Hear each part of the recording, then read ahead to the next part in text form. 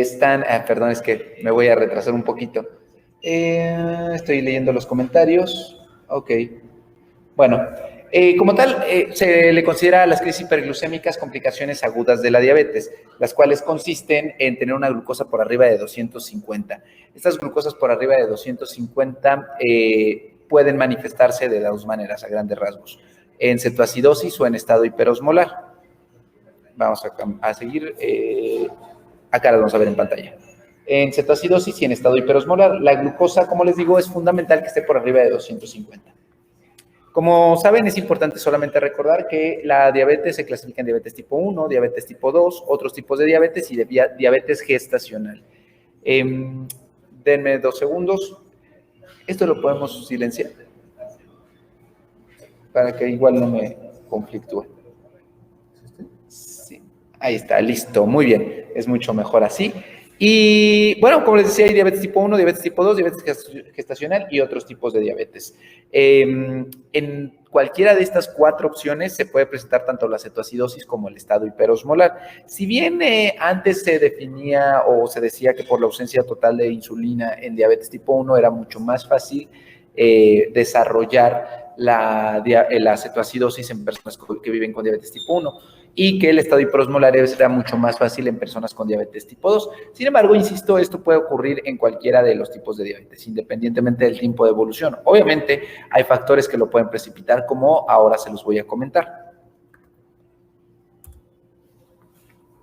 Y es importante, insisto, que sepan la clasificación de esto, porque si no les va a pasar como este meme que estamos viendo en pantalla, el que de pronto den términos como diabetes insulino dependiente o no insulino dependiente. Entonces, por eso es la importancia de que sepan la clasificación. Ahora, pasemos a una clasificación mucho más específica para las crisis hiperglucémicas, las cuales consisten en, vamos a darle a la siguiente, acá me las cambiaron, creo un poquito, pero no importa, vamos a regresar a esto.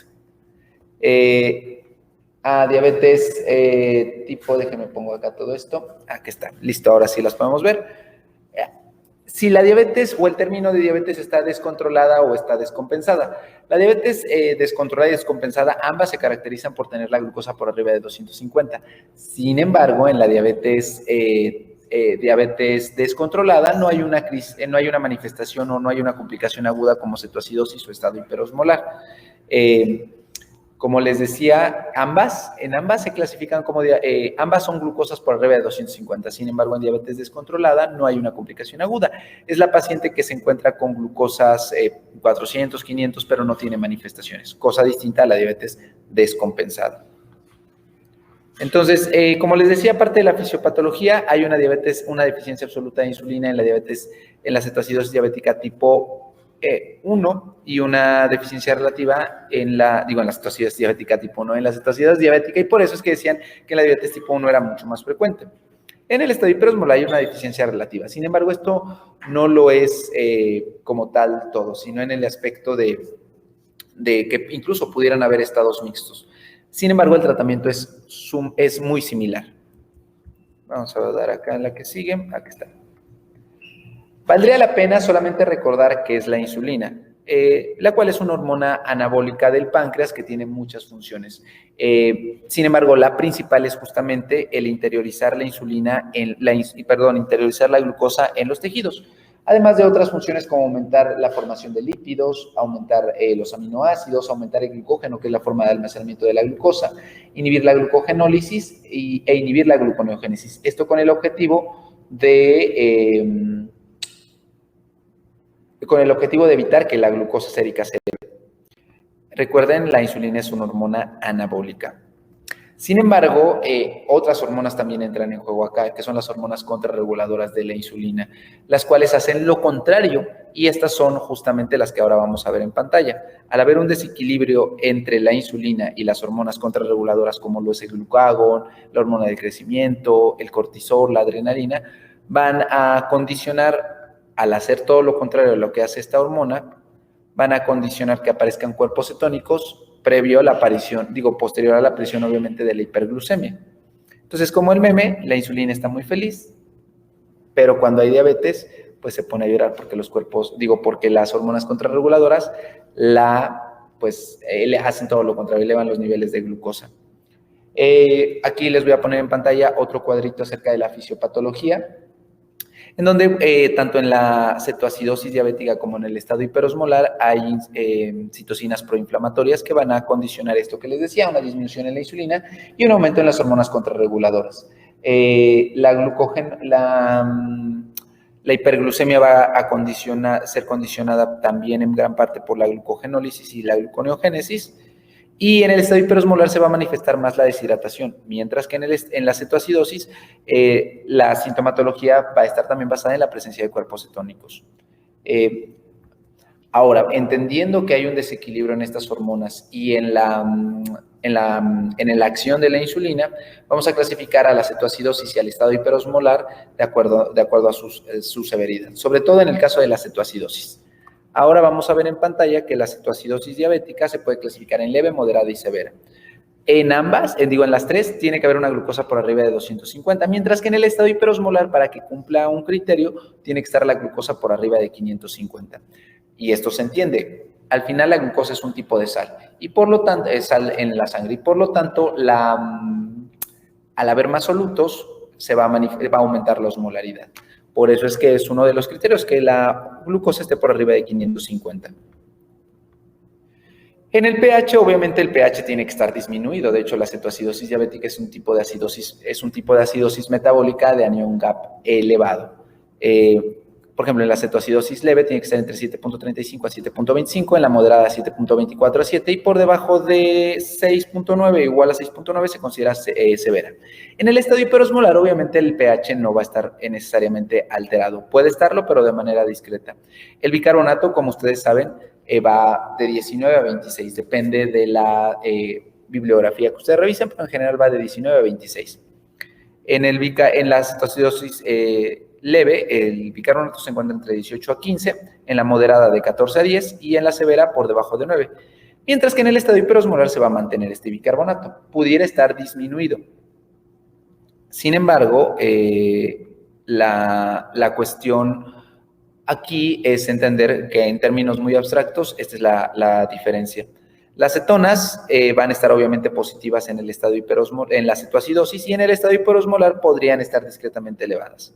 En el caso del beta-hidroxibutirato, que es uno de los tres cuerpos cetónicos, junto al acetoacetato y la acetona, este es el principal que juega un papel, este es el principal cuerpo cetónico en la fisiopatología de la cetoacidosis. Va a estar positivo entre 3 a 4 de forma leve, de 5 a 8 en forma moderada y por arriba de 9 en cetoacidosis severa. En el estado hiperosmolar, insisto, puede estar discretamente elevado. En la osmolaridad sérica, como ustedes saben, la osmolaridad pues, es la relación de solutos en la sangre y esta va de 280 a 300, hasta 300. En la cetoacidosis, esta se va a mantener de manera variable, podría aumentar, podría mantenerse, pero va a estar de manera similar. Pero en el estado hiperosmolar obviamente sí tiene que estar elevado. De hecho, por eso es el término de estado hiperosmolar. La osmolaridad tiene que estar por arriba de 320. El anión GAP, que es la diferencia entre aniones y cationes, tiene que estar por arriba de 12 en general para la cetoacidosis diabética. Por eso es la cetoacidosis diabética es una acidosis metabólica de anión GAP elevado. Perdón. En el estado hiperosmolar es variable. El estado mental no es fundamental para llegar al diagnóstico, pero por ejemplo en la cetoacidosis puede estar despierto si es leve, somnoliento si es moderada y en estupor o coma si es severa. Y en el estado hiperosmolar, pues los pacientes tienden a estar en estos dos últimos estados de despierto, en estupor o en coma. De hecho, por eso es que se le considera como coma diabético. Antes se le considera como coma diabético. El término adecuado es estado hiperosmolar. Pero como ustedes saben, en Latinoamérica, no solamente en México, en general en los latinoamericanos tendemos a de pronto no seguir las reglas. Hay personas con 1000 de glucosa que pueden llegar caminando o pHs por debajo de 6.9. Entonces, estas son las formas, lo que están viendo ahora en pantalla, cómo es que pueden ustedes clasificar a la cetoacidosis o al estado hiperosmolar. Ahora, ¿cuáles son los factores desencadenantes para la presencia de esta cetoacidosis o de estado hiperosmolar? La realidad es que, como vemos en pantalla, acá hay un estudio donde se compararon diferentes países del mundo y se darán cuenta que las principales son la pobre adherencia al tratamiento, los procesos infecciosos o el diagnóstico reciente de diabetes. En la mayoría de los pacientes, de los países, perdón, el pobre apego a tratamiento es lo que condiciona la cetoacidosis o el estado hiperosmolar. Centrémonos en Brasil, que es un país muy parecido a México, en el cual el 39% de los pacientes estudiados en este estudio, bueno, valga la redundancia, el 39% era un pobre adherencia a tratamiento y de ahí los procesos infecciosos. Dentro de los procesos infecciosos se encuentran las infecciones de vías urinarias e infecciones de vías respiratorias. Sin embargo, hay otras cuestiones como a continuación lo vamos a ver. En la cetoacidosis está obviamente el inadecuado apego al tratamiento, el debut de la enfermedad incluso, por eso es que esto sucede sobre todo en los niños. Por eso es que, insisto, se decía antes que era mucho más frecuente en diabetes tipo 1, pero la realidad es que pasa en ambos tipos de diabetes. Si nosotros descartamos que el paciente pues, no está llevando un tratamiento porque no se conocía con la enfermedad o porque definitivamente no lo quiso hacer, pues tenemos que buscar que no haya un proceso infeccioso, incluso a la par, ¿no? Buscar intencionadamente infección de vías urinarias, infección de vías respiratorias, abscesos, infecciones en otros sitios. Sobre todo porque al final recuerden que son pacientes inmunosuprimidos al tener la diabetes descontrolada previamente y ahora descompensada. Pero si vemos que no hay procesos infecciosos, pues podemos buscar EBCs, síndromes coronarios, pancreatitis, incluso el uso de ciertas sustancias como beta bloqueadores, esteroides, sobre todo tiazidas, que pueden condicionar esto, o algún tipo de drogas ilícitas como la cocaína.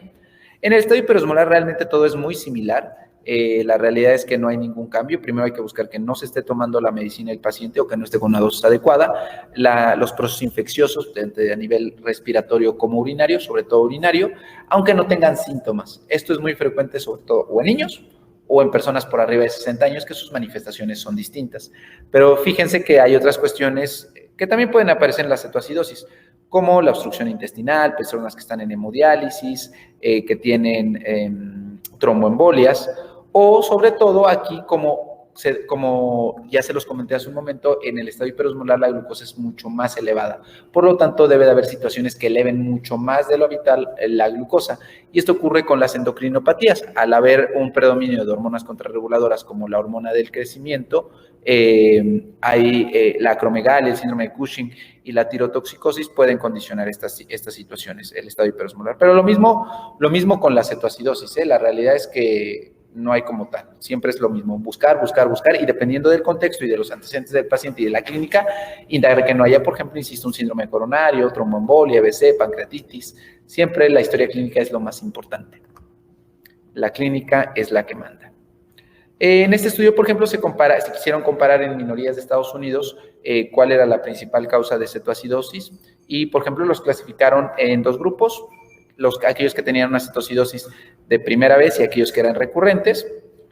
Y nos damos cuenta en la A, que son los de primera vez, los cuales pues descontinuaban la insulina o no tenían como un buen apego, mientras que los tipo B, en el cuadro tipo B era aquellos que ya habían tenido un cuadro previo, era porque también dejaban la insulina.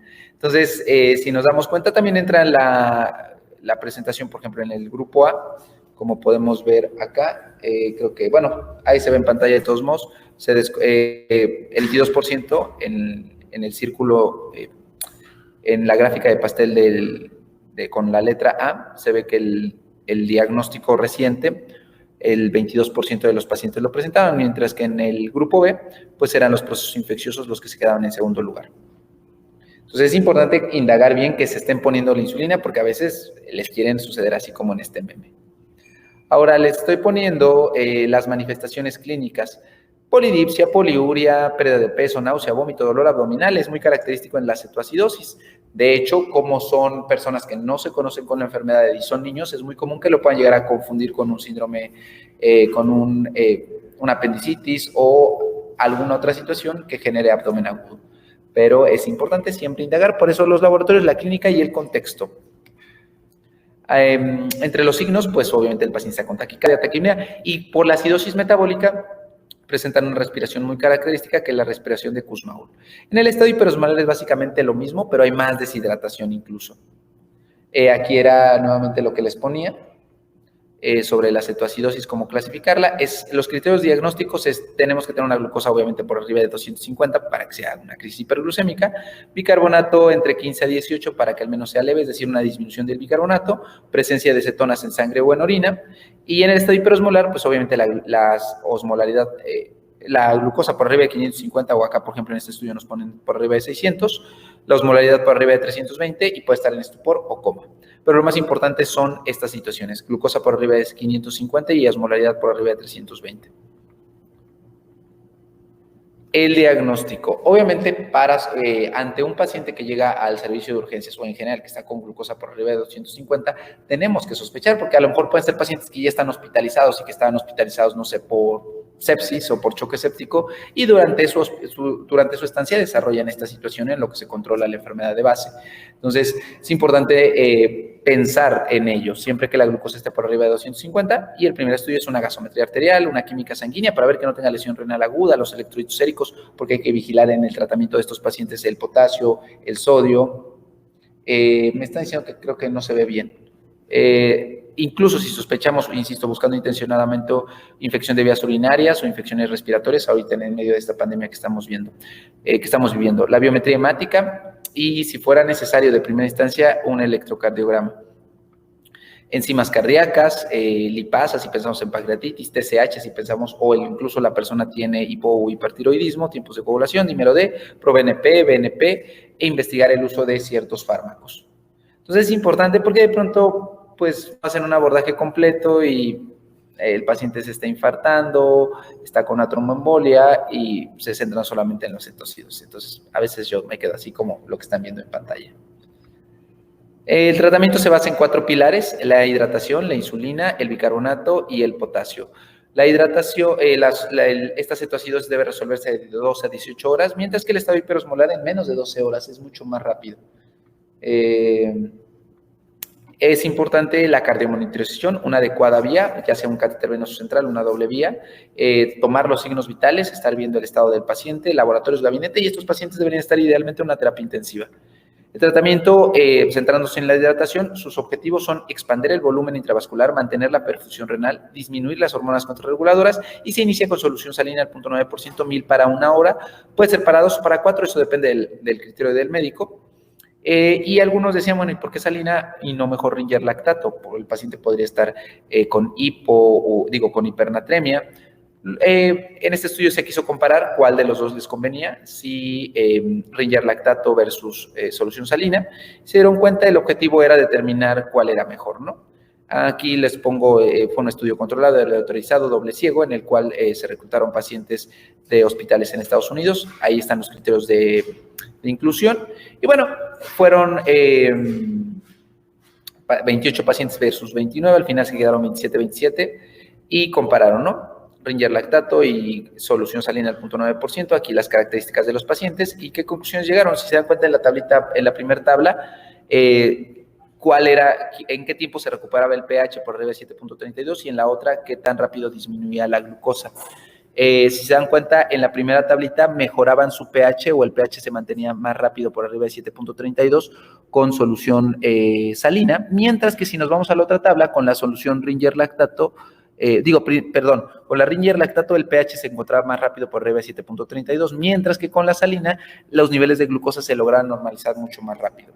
¿A qué conclusión llegaron? Pues básicamente a lo que ya sabemos. Da exactamente lo mismo, claro, dependiendo del contexto del paciente, pero en general da lo mismo poner solución salina al 0.9 que poner Ringer lactato. Por eso yo les recomiendo justamente que individualicen a sus pacientes, pero no es mala opción iniciar con Ringer lactato.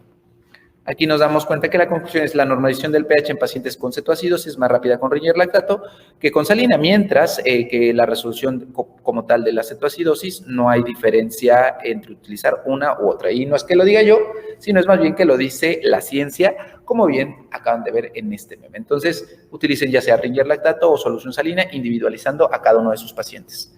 Ahora, en cuanto a la hidratación, bueno, una vez que le pasan 1000 para 2 horas o 1000 para 1 hora y ya se ha mejorado esta depresión de volumen, se puede continuar con salina al 0.45, ya que estos pacientes pueden llegar a ser hipernatremia por la solución salina. Pero recuerden siempre corregir el sodio.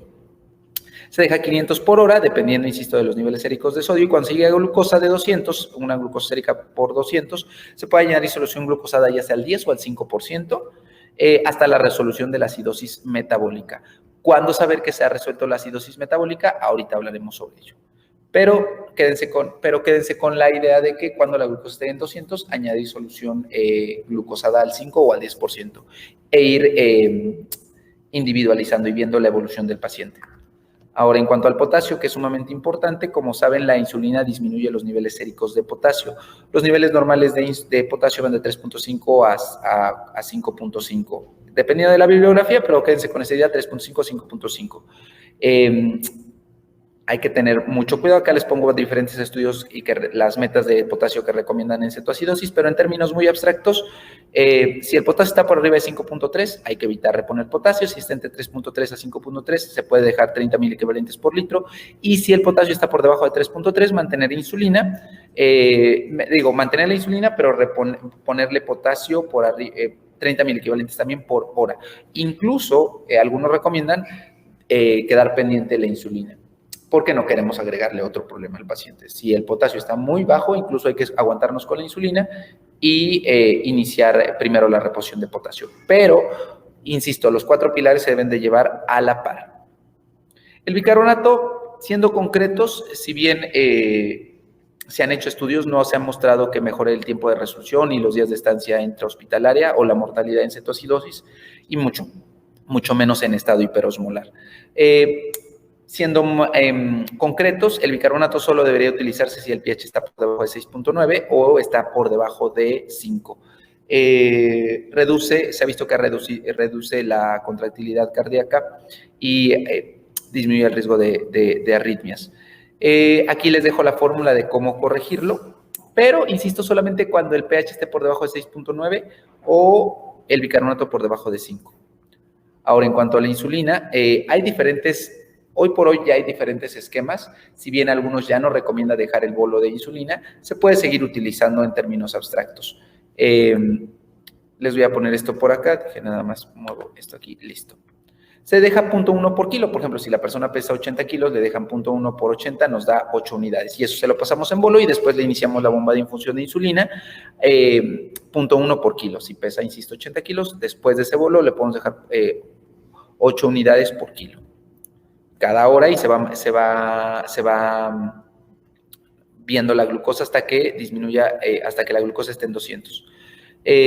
La bomba de infusión se baja a 0.05, es decir, a la mitad, cuando esté ya en este punto. Y hay que mantener siempre la glucosa entre 140 a 200.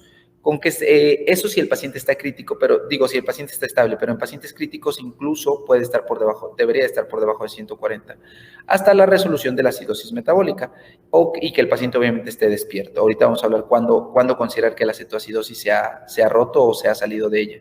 Y ya ahora sí poder hacer el cambio al switch a insulina rápida subcutánea. Al menos debe de hacerse al menos 2 horas combinada. Las primeras 2 horas que se decida iniciar la insulina subcutánea se debe también estar como bomba de difusión. Supongamos que el paciente requiere 4 unidades de insulina, pues 2 se la pasamos de manera subcutánea y 2 por bomba de infusión, por la bomba de infusión, al menos 2 horas antes de que le quitemos completamente la bomba de infusión.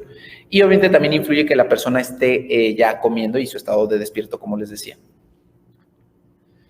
Y cada 2 horas estar checando después la glucosa, y este sería un buen esquema para mantener al paciente ya sea por bomba de infusión de insulina o con insulina subcutánea.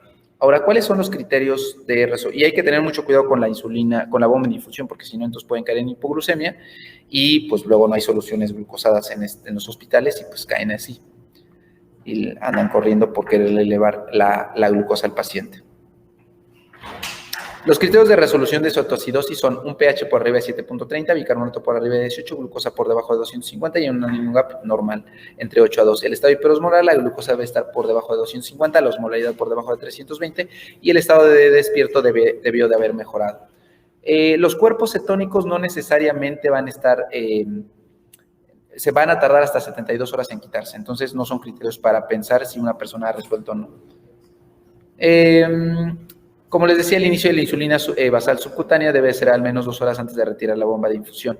NPH o glargina, se hizo un estudio en el que se comparaba y se dieron cuenta que les convenía mucho más continuar al paciente con insulina NPH que con glargina. Aunque con glargina, claro, había menos riesgo de hipoglucemia, pero se alcanzaban mucho más rápido las metas con insulina NPH.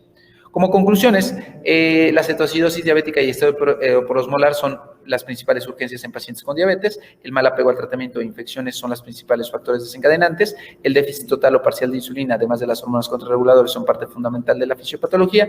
El diagnóstico debe basarse en la gasometría arterial y la hidratación, reposición de potasio e insulina son el pilar del tratamiento de la cetoacidosis y el estado hiperosmolar. Realmente es una plática muy concreta. Esto le corresponde mucho más al internista o al intensivista cuando el paciente ya está en piso. Un médico general podría tener el manejo de una cetoacidosis o estado hiperosmolar. Sin embargo, sí tiene que estar bien entrenado. Estos dos estados deben de resolverse en menos de 18 horas, como ya vimos en la cetoacidosis, y en el estado hiperosmolar menos de 12 horas. Y bueno, no sé si tengan alguna duda, alguna pregunta, yo las estaré aquí respondiendo. Aquí veo que, por ejemplo, Miriam Fernanda nos dice, ¿qué tipo de insulina se utiliza en bomba de infusión? Tiene que ser insulina de acción ultra rápida. Ejemplos de ellos, Lispro, Aspar o Glulicina. Esas son las insulinas que se pueden utilizar. También se puede utilizar insulina de acción rápida o regular, pero idealmente ultra rápida en un servicio de urgencias a través de una embolo intravenoso. El bolo se tiene que pasar intravenoso, eso también es importante decirlo. No sé si tengan alguna otra duda o pregunta de esto. Vamos a esperar porque vamos un par de segundos retrasados, pero vamos a ver si hay alguna otra duda o pregunta.